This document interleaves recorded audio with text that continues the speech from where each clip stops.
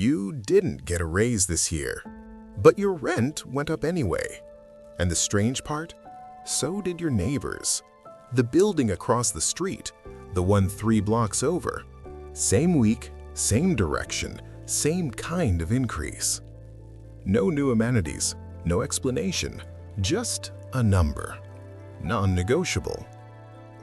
You told yourself it was the market, supply and demand, inflation, just the way things are. But that explanation started to feel thin when everyone around you got the same increase at the same time. So, what was actually happening? That question led to something bigger. Not a landlord, not a firm, a system. Welcome to the Money Files. Today we open the file on RealPage, and by the end of this, you're never going to read a lease renewal the same way again. Let's go back to how rent used to work not that long ago. A property manager would walk the neighborhood, check what nearby buildings were listing, maybe make a few calls, look at vacancy rates, then pick a number. Messy, human, imperfect, but also competitive. One landlord trying to beat another, which in theory is exactly what's supposed to keep prices in check. That's how markets work. Supply, demand, competition. Prices find their level. But someone, somewhere, asked a different question. What if you didn't have to compete? What if software could calculate the exact maximum rent a tenant would tolerate before they finally gave up and left? That's the idea behind a company called RealPage, and their pricing product, often referred to as YieldStar, wasn't built to make rent fair. It was built to make rent optimal. There's a difference, a significant one. Here's how a system like this works. It doesn't just look at your building, it analyzes entire markets, thousands of units across a city, move-ins, move-outs, renewals, days on market, pricing history, all of it, processed continuously, updated in near real time. And according to multiple federal lawsuits and a Department of Justice investigation, in some cases, the system allegedly used non-public data from competing landlords. Not estimates, not public listings, real internal numbers, shared between companies that were supposed to be competing against each other. Not publicly, not transparently, quietly. Think about what that actually means.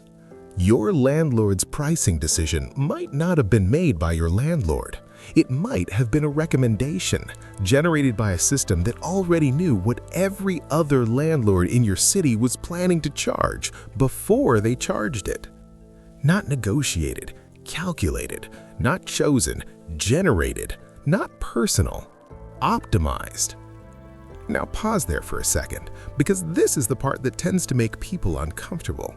We're not talking about one rogue company being greedy. We're talking about a shared tool used by some of the biggest landlords in the country simultaneously. Companies like YieldStar, some of the largest property managers in the country, all allegedly feeding data into the same engine, all receiving pricing recommendations from the same logic. And when multiple competitors use the same algorithm to set prices, the DOJ argued something quietly devastating. You don't need a backroom deal anymore. You don't need a phone call. You don't need a handshake. You just need the software. Regulators began describing it as algorithmic collusion, not a conspiracy in the traditional sense, just a system, nudging an entire industry in the same direction at the same time. And here's where it gets genuinely strange. The algorithm's goal isn't to fill every apartment. Read that again. Sometimes leaving units empty makes more money, and no one tells you that part. Not in the listing, not in the tour. If that feels backwards, that's because it is. According to lawsuits filed by tenants and state attorneys general, these systems can recommend holding units vacant if raising rents across the occupied units generates more total revenue. Fewer tenants, higher prices, better performance numbers. So while you are driving past a building with a dozen empty apartments, wondering why rent is still climbing, the answer might not be scarcity, it might be strategy. For you, it doesn't look like an algorithm. It looks like an email, a number, a deadline, and a decision that doesn't feel like a choice. But somewhere upstream from that email, a system already ran the math on what you'd accept. And the number it landed on wasn't chosen, it was output. And eventually, someone noticed a pattern. The DOJ didn't let this sit quietly. After more than a year of investigation, 15 months of litigation, November 2025 brought a landmark moment. RealPage reached a settlement with the DOJ. No fines, no admission of wrongdoing, but the restrictions significant. The company agreed to stop using competitors' confidential rent data in real time. They must redesign parts of the system, and for the next 3 years, a court-appointed monitor will watch what they do. On paper, it sounds like a resolution, but critics, tenant advocates, housing economists, legal scholars weren't celebrating. Because here's what a settlement like this actually does. It restricts the most aggressive version of the tool. It does not destroy the underlying logic. The core idea, use data, model behavior, predict tolerance, push price. That idea is still legal, still operational, still being refined. And the cities that were done waiting for federal action, they moved on their own. Minneapolis passed restrictions effective March 2026. Seattle followed. Santa Ana, more cities studying the same legislation right now, some banning algorithmic rent setting outright.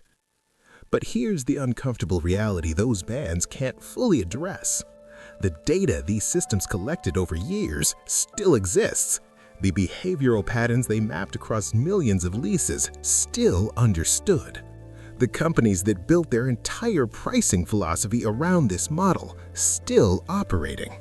A law can change what the software is allowed to do tomorrow. It cannot erase what the software already learned.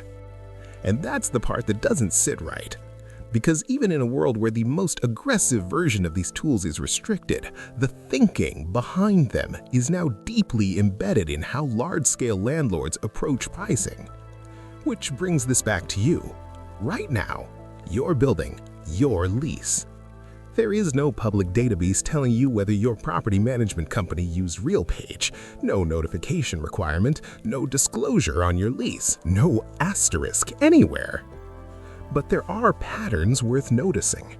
If your rent jumped this year, compare it to the buildings around you. Same direction, same timing, no obvious reason. Because here's the question almost no one in that situation thinks to ask. Was this a decision or an output? Those are not the same thing. A decision can be challenged. An output is just the number the system produced. And if you've ever sat across from a leasing agent and been told this is just where the market is right now, you have a different way to hear that sentence now. The market might not have done anything. A model might have recommended it. And if you watched the last episode, you know how we talked about how firms like Blackstone transformed the single-family rental market, buying homes at scale, turning neighborhoods into portfolios. That was the acquisition side of the machine. This is the pricing side.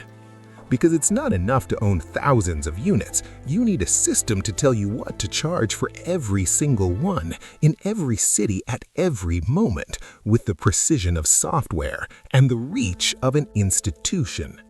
RealPage, according to regulators and multiple lawsuits, was a critical piece of that puzzle, not just for one landlord, for the entire professional rental ecosystem. That's the part that matters most. This wasn't a rogue tool used by one bad actor. This was infrastructure, industry infrastructure. And infrastructure, even when restricted, finds a way to keep running. So the next time your rent goes up and no one gives you a real explanation, and the leasing office shrugs and says market conditions, here's what I want to leave you with. Your rent was never really a conversation.